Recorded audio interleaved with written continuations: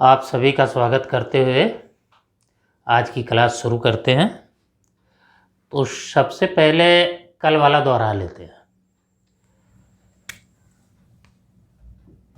तो ये देखिए, ये क्या है, अब तो समझ गए होंगे। ये अलास्का है और ये क्या है, हडसन की खाड़ी है, युगावा प्रायद्वीप है। ये क्या है, ये फ्लोरिडा है, यह।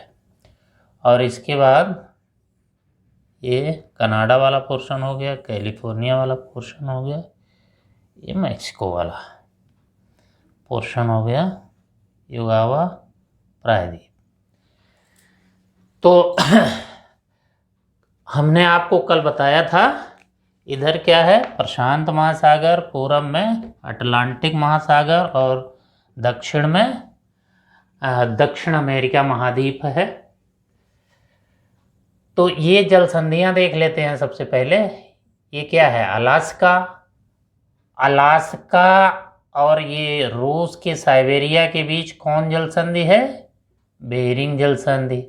तो बेरिंग जल संधि रूस के साइबेरिया को अमेरिका के अलास्का से अलग करती है। किसको जोड़ती है, आर्कटिक महासागर के चुकसी सागर को जोड़ती है। और किसको जोड़ती है, इधर प्रशांत महासागर को जोड़ती है, प्रशांत महासागर।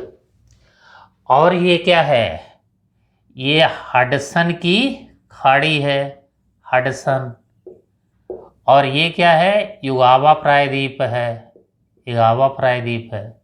यहाँ आपको हमने एक बेफिन द्वीप बताया था, बेफिन।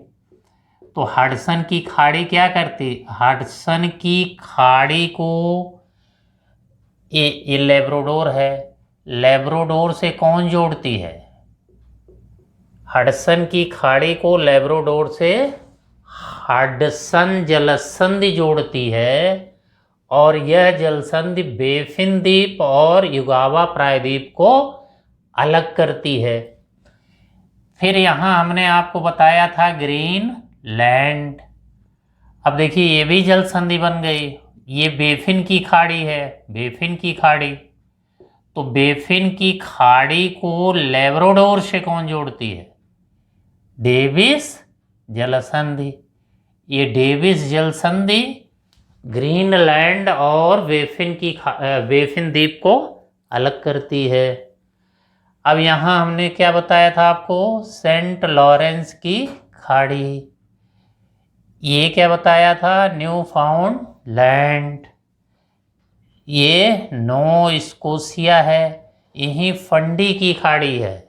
फंडी की खाड़ी किस लिए जानी जाती है कि यह विश्व का सबसे ऊंचा ज्वारी क्षेत्र है। ये आपका फ्लोरिडा है। ये क्या है, ये युकाटन है, युकाटन प्रायद्वीप, युकाटन प्रायद्वीप। और ये मैक्सिको की खाड़ी। यहाँ देखिए, यहाँ क्यूबा है। तो ये युकाटन जलसंधि है, युकाटन जलसंधि मैक्सिको की खाड़ी। और ये आपका कैरेबियन सागर है। तो कैरेबियन सागर और मैक्सिको की खाड़ी को कौन जोड़ती है, युकाटन जल संधि।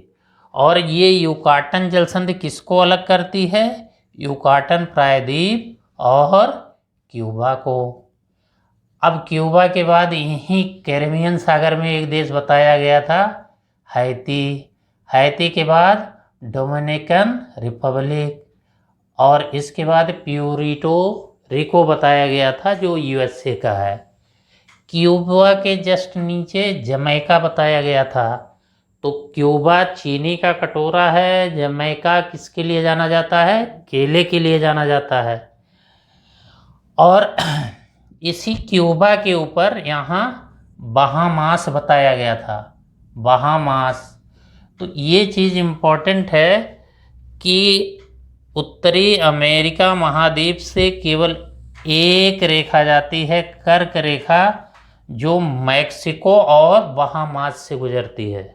तो 2 देशों से गुजरती है, मैक्सिको और बहामास से। और नीचे तमाम छोटे छोटे देश हैं। इसमें एक ग्रेनाडा है, एक ट्रिनिडाड टोबैगो है। इधर देखिए, ये कैलिफोर्निया की खाड़ी है। यह सबसे बड़ा देश कनाडा। फिर ये यूएसए है। ये कौन देश है? मैक्सिको। अब इसी युकाटन प्रायद्वीप से लगा है एक छोटा सा देश, कौन? बेलीज। और बेलीज के इस साइड में कौन है? ग्वाटेमाला। ग्वाटेमाला। और ग्वाटेमाला की इधर ये होंडुरास है। और इसी होंडुरास और ग्वाटेमाला की गोदी में एक देश है, एल सल्वाडोर। El Salvador. ये प्रशांत महासागर से लगा है। बेलीज अटलांटिक महासागर से। बाकी जितने भी देश हैं अटलांटिक और प्रशांत दोनों से लगे हैं। तो ये होंडुरास हो गया, ये निकारागुआ हो गया, ये कोस्टा रिका हो गया, और ये पनामा हो गया। पनामा में एक लॉक्ड नहर बनाई गई है जो अटलांटिक को प्रशांत से जोड़ती है। तो मोटा मोटा कल का क्लास यही था। तो आज हम देखते हैं कि अमेरिका को हम कितने भागों में बांटकर अध्ययन कर सकते हैं। तो आइए उत्तरी अमेरिका महाद्वीप का डिटेल अध्ययन करते हैं। इस अध्ययन के क्रम में उत्तरी अमेरिका महाद्वीप को हम कई भागों में बांटते हैं। ये देखिए, उत्तरी अमेरिका, उत्तरी अमेरिका महाद्वीप, महाद्वीप। तो इसको हम 2-3 भागों में बांट लेते हैं। एक कनाडियन शील्ड, कनाडियन शील्ड लिखते चलिएगा, शील्ड, कनाडियन शील्ड। दूसरी Great Lakes, Great Lakes, Great lakes.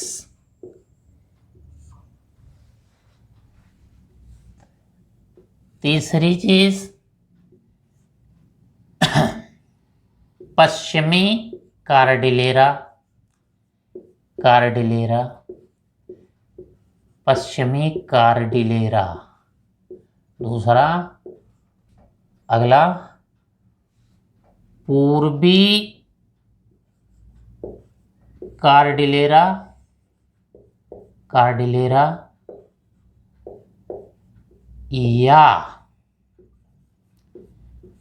उच्च भूमि, उच्च भूमि। और एक और देख लेते हैं,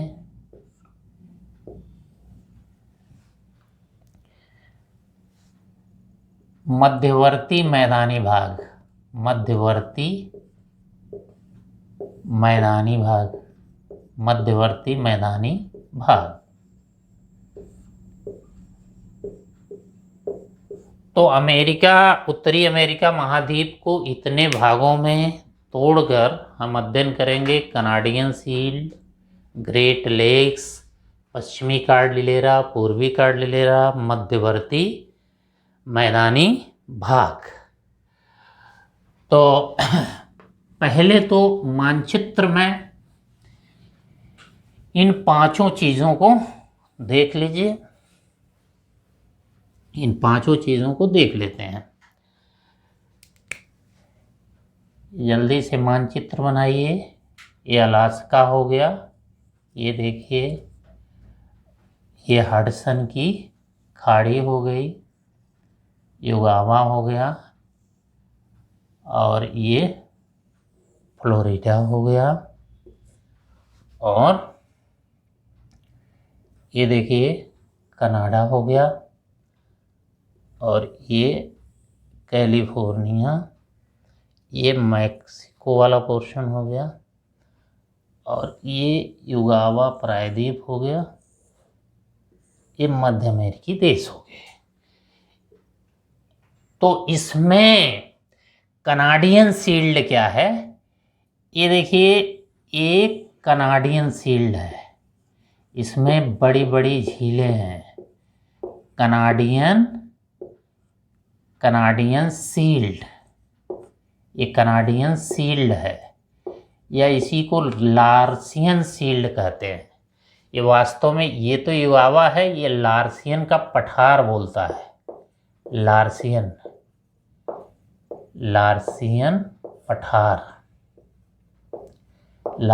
पठार। तो ये बहुत पुरानी रचना है, कहा जाता है ये प्री कैम्ब्रियन युग की रचना है। संसार की सबसे पुरानी रचना कनाडियन शील्ड या लार्सियन शील्ड है। तो ये प्री कैम्ब्रियन युग की रचना है, और कहा जाता है कि ये अरावली के आसपास है, अरावली भारत का, और कनाडियन शील्ड सबसे पुरानी रचना है। इसी कनाडियन शील्ड के ऊपर एक एलिजाबेथ द्वीप है, एलिजाबेथ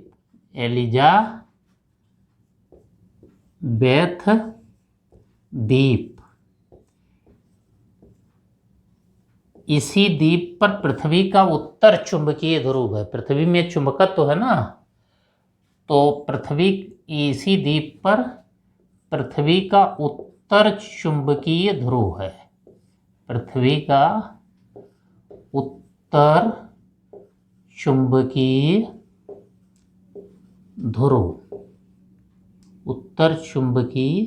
ध्रुव है। ये आपको याद रखना है, एलिजाबेथ द्वीप पर पृथ्वी का उत्तर चुंबकीय ध्रुव है। तो ये कनाडियन शील्ड या लार्सियन का पठार हो गया। ये यहीं लिख लीजिए, जिससे कोई दिक्कत ना, आपको अलग से ना लिखना पड़े। ये प्री कैम्ब्रियन युग की रचना है, प्री कैम्ब्रियन युग की, अलग से लिखने की ज़रूरत नहीं है। प्री कैम्ब्रियन युग की रचना है। अभी हम बताएंगे कि कनाडियन शील्ड में बड़ी बड़ी झीलें हैं, उन झीलों के बारे में बताएंगे। और यहीं पर 5 झीलें हैं, 49 डिग्री की अक्षांश रेखा है ना, 5 झीलें हैं, तो इसको ग्रेट लेक्स प्रदेश कहते हैं। ये अभी आप जानेंगे, ग्रेट लेक्स, इनके बारे में भी डिटेल बताएंगे। ग्रेट लेक्स, तो ये कनाडियन शील्ड हो गई, ग्रेट लेक्स हो गया।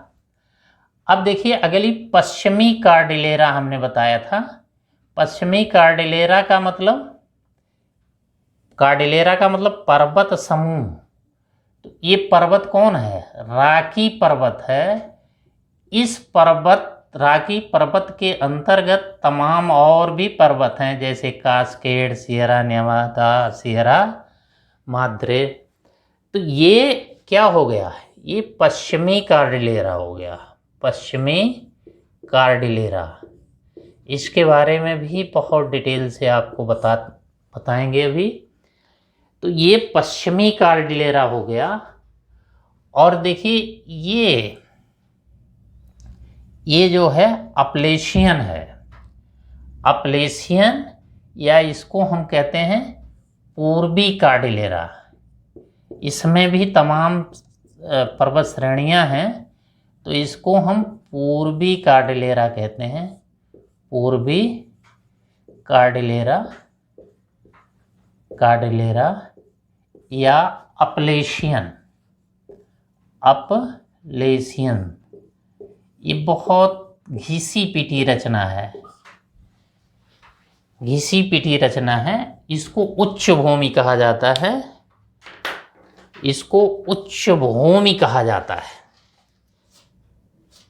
कि पूरा घिस पिट गया है, ये एक ऊंची जमीन के रूप में दिखता है। और यहाँ इस उच्च भूमि से होकर आने वाली नदियां जब अटलांटिक महासागर में गिरती हैं तो ऊंचाई से नीचे गिर रही हैं, तो इसलिए झरने के रूप में गिरती हैं, झरने के रूप में गिरती हैं।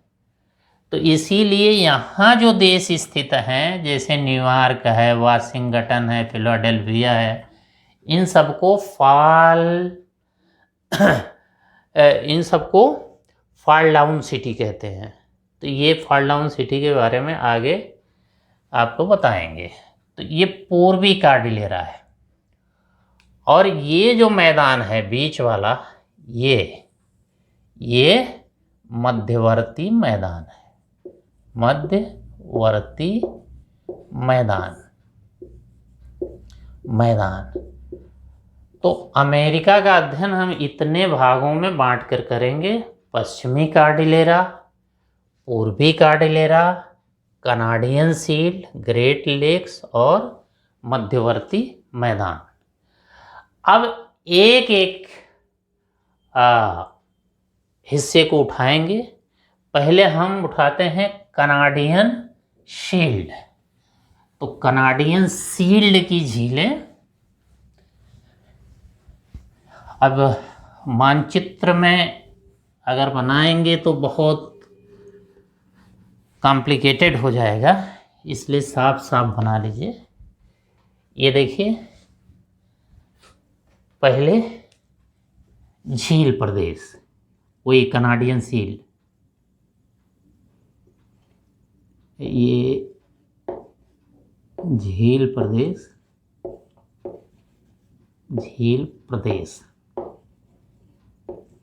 झील प्रदेश में दो टाइप की झीलें हम बताएंगे: कनाडियन शील्ड की झीलें, कनाडियन शील्ड। देखिए, कनाडा एकदम उत्तर में है तो बर्फीला होगा, ये बर्फीला पोर्शन है। कनाडा शील्ड की हिमानी झीलें, जो बर्फ में निर्मित झीलें होती हैं, वो हिमानी झीलें कहलाती हैं। हिमानी झीलें।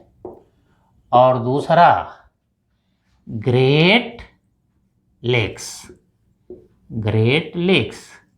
ये सब ताजे पानी की झीलें हैं, ग्रेट लेक्स। अब इन्हीं झीलों के बारे में डिटेल से बताते हैं। तो पहले कनाडियन शील्ड की झीलें देखें, तो सबसे उत्तर में एक झील है,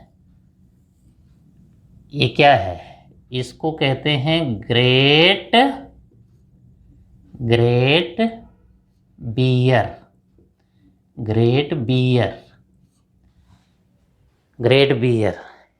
इस झील की खास बात यह है कि यहाँ एस्किमो लोग इग्लू का मतलब बर्फ का घर, इस झील के किनारे पर इग्लू बनाते हैं, बर्फ का घर, ग्रेट बियर में। और ग्रेट बियर झील और किसके लिए जानी जाती है? रेडियम यहाँ बहुत ज़्यादा पाया जाता है। तो ये ग्रेट बियर झील हो गई। दूसरी झील यहीं पर है, ग्रेट स्लेव झील।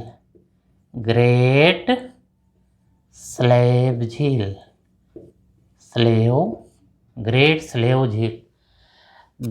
स्लेव झील यहाँ से कनाडा की सबसे बड़ी नदी मैकेंजी नदी निकलती है, वो आगे बताया जाएगा। ये मुख्य रूप से जिप्सम के लिए जानी जाती है, ये जिप्सम प्रदेश है। ग्रेट स्लेव झील के बाद इधर है सब, मतलब पश्चिम से पूर्व की ओर सबका रुख है। अगली झील है अथावस्का झील।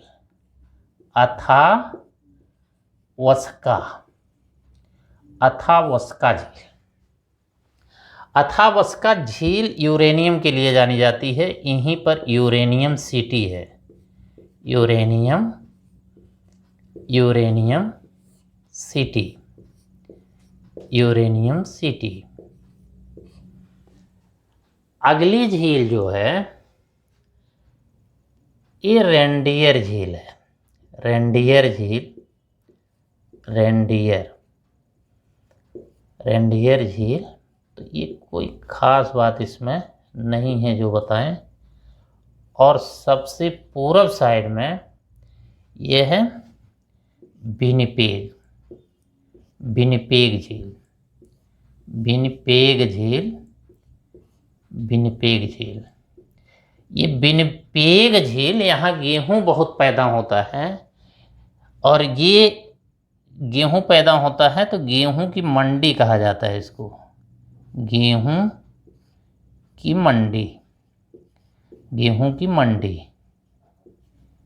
और ये दुनिया का सबसे बड़ा दलदली क्षेत्र है, बहुत बड़ा दलदली क्षेत्र है, दलदली क्षेत्र। ये दुनिया का बड़ा दलदली क्षेत्र है। तो कनाडियन शील्ड की ये 5 झीलें होंगी, Great Bear, Great Slave, Athabasca, Reindeer झील, विनिपेग झील। इसी तरह ग्रेट लेक्स है।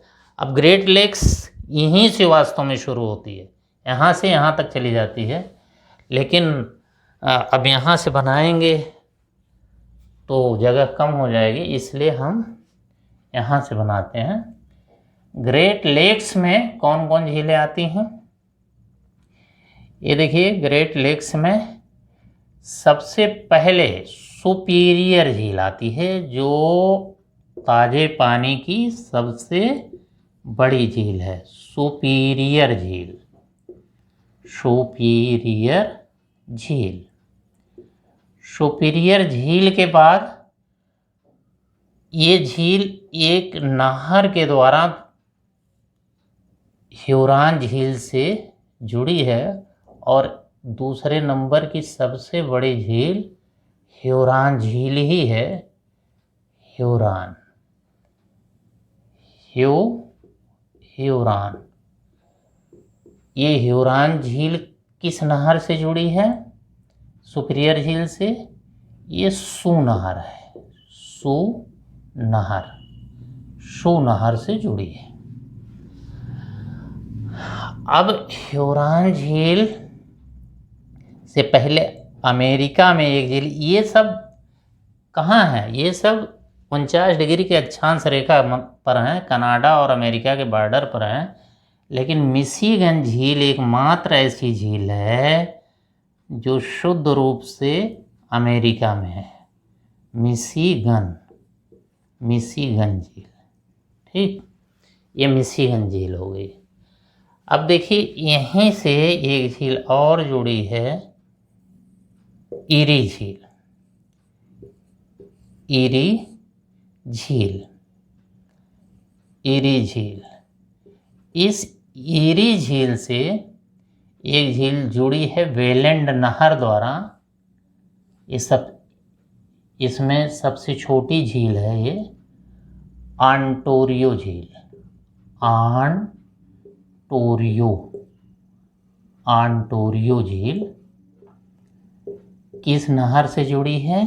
ये है वेलैंड नहर, वेलैंड नहर, वेलैंड नहर। और यही ऑन्टारियो से एक नदी प्रवाहित होती है, कौन? सेंट लॉरेंस नदी। ठीक, और इस पर बड़े इम्पोर्टेंट देश मतलब स्थान है कनाडा के। जैसे आपने सुना होगा मॉन्ट्रियल, मॉन्ट्रियल एक कागज निर्माण का सबसे बड़ा कारखाना है। ये कागज उद्योग के लिए जाना जाता है। ये जब उद्योग बताएंगे तो उसमें बताएंगे, ये कागज के लिए जाना जाता है। और यहीं पर मॉन्ट्रियल के पास ही आगे क्यूबेक है, क्यूबेक, क्यूबेक। क्यूबेक, ये लोहा के लिए जाना जाता है, लोहा के लिए। इस यहाँ फ्रांसीसी लोग रहते हैं, इसलिए इसको कनाडा का फ्रेंच सिटी कहते हैं, फ्रेंच सिटी, फ्रेंच सिटी। और आपको मालूम होना चाहिए यहीं पर ओंटारियो के ही पास कनाडा की राजधानी ओटावा है, और यहीं पर एक शहर और है कनाडा का, कौन, टोरंटो। टोरंटो ये कनाडा में क्रिकेट के लिए जाना जाता है, कनाडा में क्रिकेट के लिए जाना जाता है ये टोरंटो। यहीं पर आपने सुना होगा कि अमेरिका का एक प्रपात है एरी और ओंटारियो के बीच, न्याग्रा जलप्रपात, बहुत ही फेमस जलप्रपात है न्याग्रा जलप्रपात। जलप्रपात का मतलब जब पहाड़ी से ऊंचाई, पहाड़ पर ऊंचाई से नीचे पानी गिरता है तो वही जलप्रपात होता है, तो न्याग्रा जलप्रपात। तो ये झीलें हैं। यहाँ देखिए जो सुपीरियर झील, ये झील जितने जो भी झील प्रदेश हैं वो मुख्य रूप से लोहे के लिए जाने जाते हैं। जैसे सुपीरियर झील के पास एक क्षेत्र है डुलूथू या मेसाबी रेन, ये लोहे के लिए जाना जाता है। इसी तरह ये मिशिगन के पास एक शहर है, बड़ा फेमस शहर है शिकागो, और एक शहर है गैरी, ये दोनों लोहे के लिए जाने जाते हैं। लेकिन शिकागो को मांस की मंडी कहा जाता है, यहाँ मांस उत्पादन होता है, मांस की मंडी।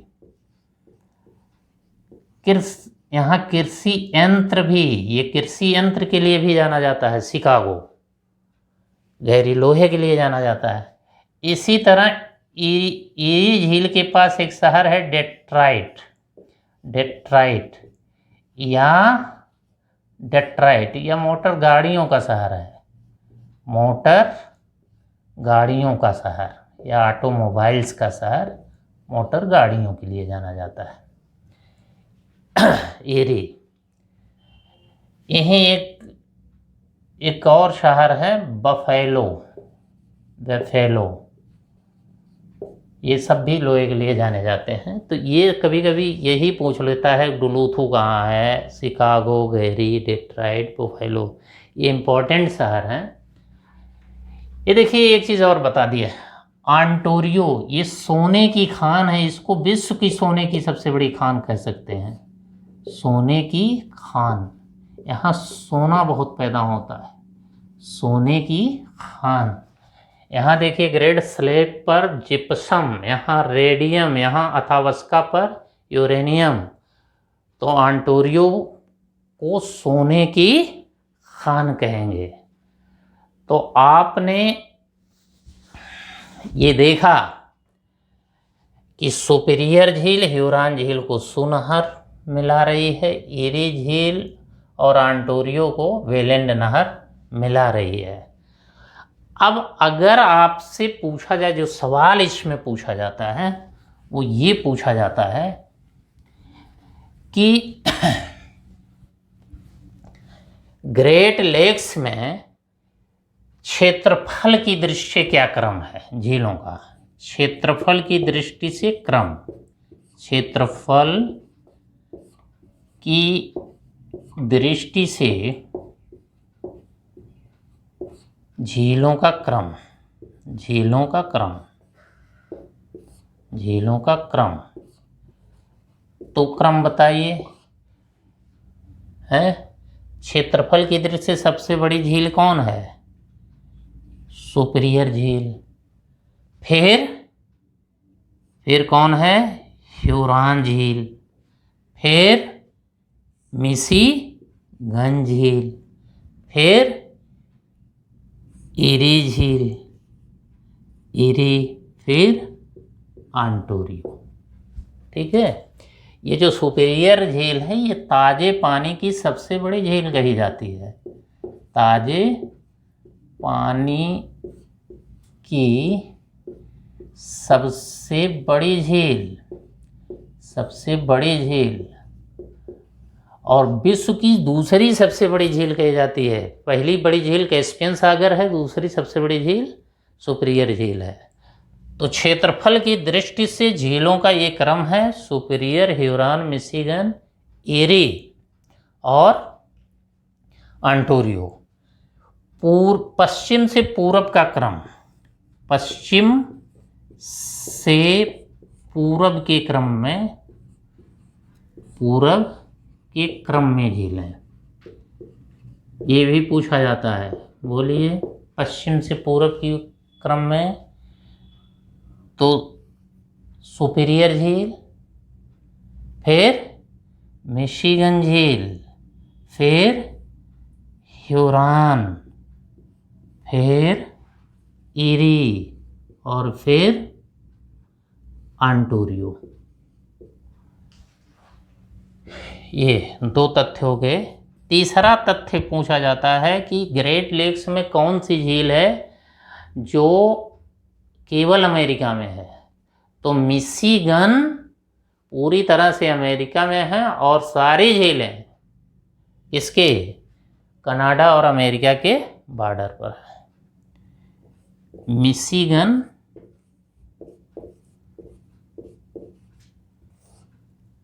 अमेरिका में शेष झीलें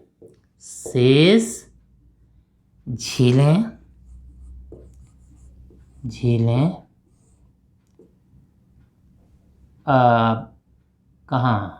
अमेरिका कनाडा के बॉर्डर पर, अमेरिका कनाडा बॉर्डर। इतनी चीज़ आपको ग्रेट लेक्स में याद करना है। कनाडियन शील्ड की झीलें बताई दिए हैं: ग्रेट बियर, ग्रेट स्लेप थोड़ा सा और पूर्व में, ऑन्टारियो थोड़ा सा और पूर्व में, रेनडियर सबसे पूर्व में, विनिपेग और विनिपेग के बाद ये सुपीरियर शुरू होगी। सुपीरियर, मिशिगन, ह्यूरॉन, ईरी और ऑन्टारियो। तो ये हमने आपको झील प्रदेश के बारे में बता दिया। अब पश्चिमी और पूर्वी कॉर्डिलेरा के बारे में एक साथ बताएंगे। पश्चिमी और पूर्वी कॉर्डिलेरा, और उसी में मैदान भी देख लीजिएगा।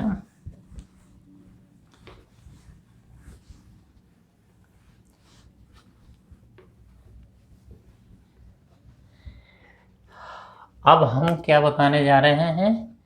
आपको बताने जा रहे हैं कॉर्डिलेरा। कॉर्डिलेरा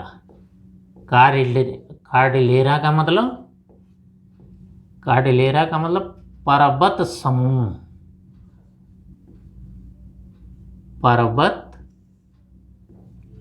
किसी पर्वत में जब अनेक पर्वत श्रेणियां रहती हैं तो उसी को कॉर्डिलेरा कहते हैं। ये हमने आपको पहले बता दिया था। अब देखते हैं, फिर वही चित्र बनाइए। ये क्या है? अलास्का। ये अलास्का है, थोड़ा छोटा बनाइए। अलास्का है, ये देखिए, ये हडसन है, ये नॉर्थ स्कॉशिया, ये और चौड़ा बनाना चाहिए था। चलिए थोड़ा चौड़ा करते हैं, इंच चौड़ा कर देंगे। ये अलास्का है, तो ये कनाडा वाला क्षेत्र हो गया, और ये कैलिफोर्निया, ये युकाटन। चलिए, ये हो गया। अब इसमें इसको थोड़ा सा मज़ा नहीं आया, और बढ़ाते हैं।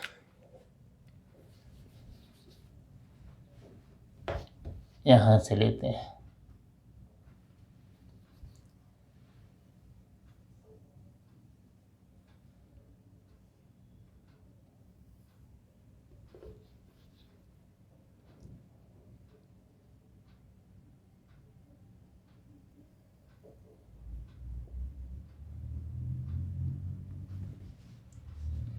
ये हो गया कनाडा,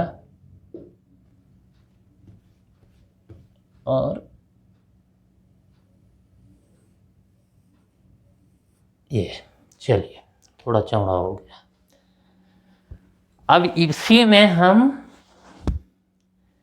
पहले देखेंगे कौन, पहले हम देखेंगे पश्चिमी कार्डिलेरा। तो यहाँ देखिए, ये अलास्का से लेकर के ये मैक्सिको तक ये कौन श्रेणी गई है, ये रॉकी पर्वत श्रेणी चली गई है, रॉकी पर्वत श्रेणी। और इस साइड में ये कौन गई है, अपलेशियन। अब इस राकी के अंतर्गत ये कई पर्वत श्रेणियां हैं। जैसे यहाँ एक है कास्केड, यहाँ पर है सियरा नेवादा, यहाँ पर है मैक्सिको में पश्चिमी सियरा नेवादा, सियरा माद्रे, पूर्वी सियरा माद्रे। तो ये आपका हो गया रॉकी। रॉकी का सबसे ऊंचा पर्वत है माउंट अल्बर्ट। ये माउंट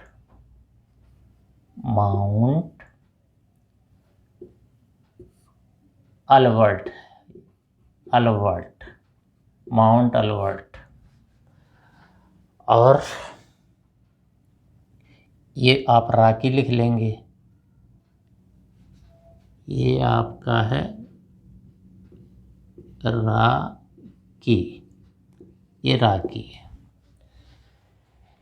यहाँ देखिए कास्केड में ये आपका है क्या, ये कास्केड है, कास्केड, ये कास्केड है। और ये सियरा नेवादा है, सियरा नेवादा, सियरा नेवादा। और देखिए रॉकी एक वलित पर्वत है, तो रॉकी में जितने भी पर्वत हैं वलित पर्वत हैं, लेकिन इसमें सियरा नेवादा ऐसा पर्वत है जो ब्लॉक या भ्रंश पर्वत है। और ब्लॉक या भ्रंश पर्वत में हमने बताया था चोटी कैसी होगी, समतल होगी, चपटी होगी। और जो वलित पर्वत होंगे उसमें जो शिखर होगा वो चोटी नुमा होगा और लहरदार पर्वत होंगे। तो ये कास्केड हो गया, ये सियरा नेवादा हो गया। ये आप जो देख रहे हैं ये सियरा माद्रे है, पश्चिमी सियरा माद्रे, पश्चिमी सियरा माद्रे,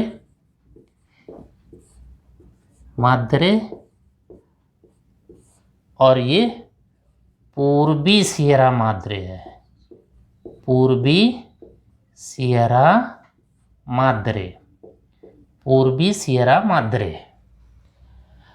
अब देखिए यहाँ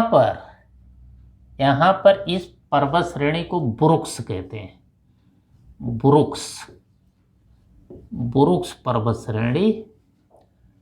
और ये है अलास्का, इसको अलास्का कहते हैं, अलास्का। इसी अलास्का पर सबसे ऊंची चोटी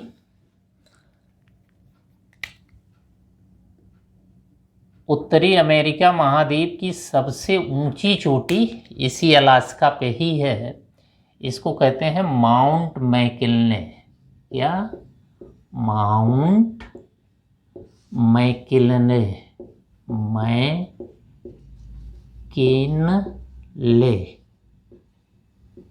सबसे ऊंची चोटी। यहाँ लिख देंगे सबसे ऊंची चोटी, सबसे ऊंची चोटी, ऊंची चोटी, सबसे ऊंची चोटी। Mount McKinley. यहाँ एक छोटा सा और पर्वत है, इसको पेली पर्वत कहते हैं, पेली पर्वत। अब देखिए, जो आपको समझना है कि आपने तो देखा कि रॉकी तंत्र के अंतर्गत मुख्य रूप से 3 पहाड़ियां हैं, कास्केड, सियरा नेवादा और सियरा माद्रे। अब इन पहाड़ियों के बीच में पठार हैं, रॉकी और कास्केड के बीच में एक पठार है। इस पठार को कोलंबिया का पठार कहते हैं। ये पठार जो है, ये किसका पठार है? ये कोलंबिया का पठार, कोलंबिया पठार।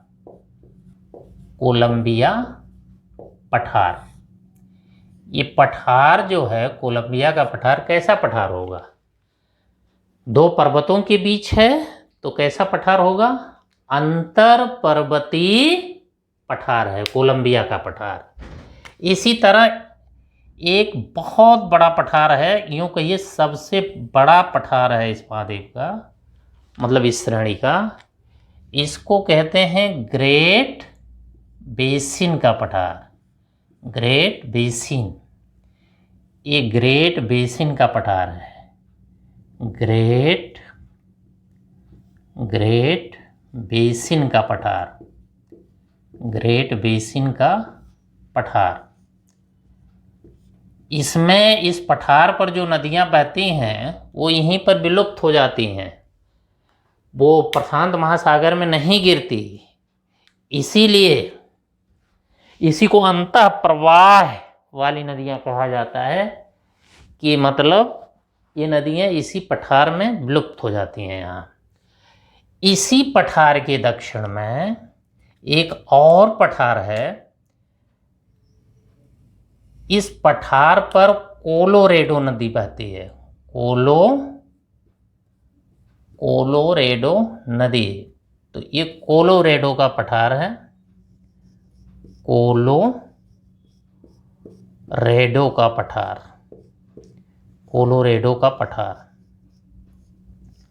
और कोलोरेडो नदी यहाँ बहुत गहरा गड्ढा बनाती है, बहुत बड़ा गड्ढा बनाती है। आपको भौतिक भूगोल में बताएंगे, गड्ढे को कैनियन कहते हैं। तो विश्व का सबसे बड़ा गार्ज या कैनियन इसी पठार पर कौन नदी बनाती है? कोलोरेडो नदी बताएंगे। तो ये पठार हो गया, अंतर पर्वतीय पठार। अब इस साइड में आए, इस साइड में ये तो पूरा ये अपलेशियन है ही है, अपलेशियन। अब इस अपलेशियन पर तमाम पहाड़ियां हैं। देखिए, ये पहाड़ी ये है, इस पहाड़ी को कहते हैं ब्लू माउंटेन।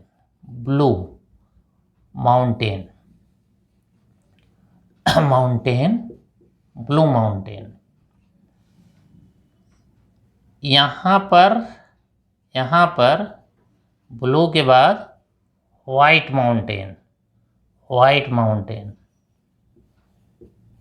माउंटेन। जितने कलरफुल माउंटेन हैं अमेरिका में ही हैं। इसके बाद ये आप देखें, ये ग्रीन माउंटेन है, ग्रीन माउंटेन, ये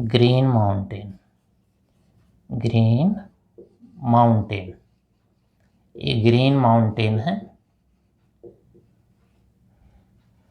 और यहीं पर एक माउंटेन है ब्लू रिज, इसको कहते हैं blue ridge, RIDGE, blue ridge. इसी के यहाँ पर एक पर्वत है अलघेनी, इसी का भाग है अलघेनी पर्वत, अलघेनी पर्वत, अलघेनी पर्वत। अब देखिए यहाँ भी इसके नीचे, इस पहाड़ी के नीचे या फ्लोरिडा की तरफ से एक पठार है, इसको पीडमांट का पठार कहते हैं। किसका पठार? पीडमांट का पठार, पीडमांट पठार। एक पठार और है यहाँ पर, इसको कहते हैं ओजार्क पठार, ओजार्क पठार। ये सारे पठार याद करना इसलिए ज़रूरी है, ये सब पठार, ये सब अंतर पर्वतीय पठार के उदाहरण हैं। तो आपने ये पूर्वी कार्डिलेरा में देखा, blue mountain, white mountain, green mountain, blue ridge, Piedmont, Ozark का पठार। एक चीज़ और देखें, यहीं पर कुछ छोटी छोटी और पहाड़ियाँ हैं। जैसे यहीं पर एक पहाड़ी है, ये ब्लैक माउंटेन, ब्लैक पर्वत, काला पर्वत, ब्लैक पर्वत। एक पहाड़ी कास्केड के पास ही है, कास्केड के पास ये पहाड़ी, इसको कहते हैं ओलंपियस पर्वत। कहाँ लिखे हैं इसको? ये देख लीजिए, ओलंपियस, इसको ओलंपियस कहते हैं, ओलंपियस। बहुत इम्पोर्टेंट नहीं है, देख लीजिए। एक पहाड़ी यहाँ है, ये सियरा नेवादा जो देख रहे हैं, व्हिटनी पर्वत, व्हिटनी पर्वत है ये, व्हिटनी, व्हिटनी, व्हिटनी पर्वत, व्हिटनी पर्वत। ये सब बहुत इम्पोर्टेंट नहीं है, वही मोटा मोटा जान लीजिए, व्हिटनी पर्वत।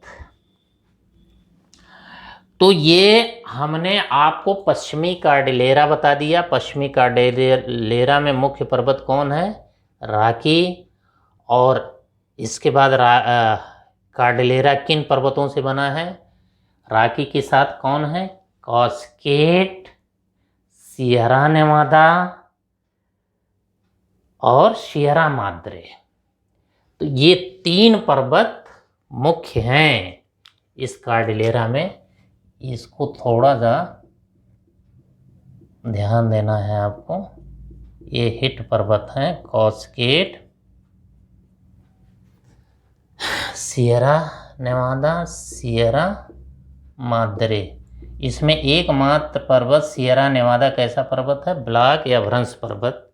यहीं चाहे एक चीज़ और बना लीजिए, ये देखिए, इसको कहते हैं मैक्सिको का पठार। ये मैक्सिको का पठार है। ये पूर्वी सियरा माद्रे और पश्चिमी सियरा माद्रे के बीच कैसा पठार है? मैक्सिको का पठार। तो ये भी कैसा पठार होगा? अंतर पर्वतीय पठार। मैक्सिको का पठार है ये, मैक्सिको का पठार।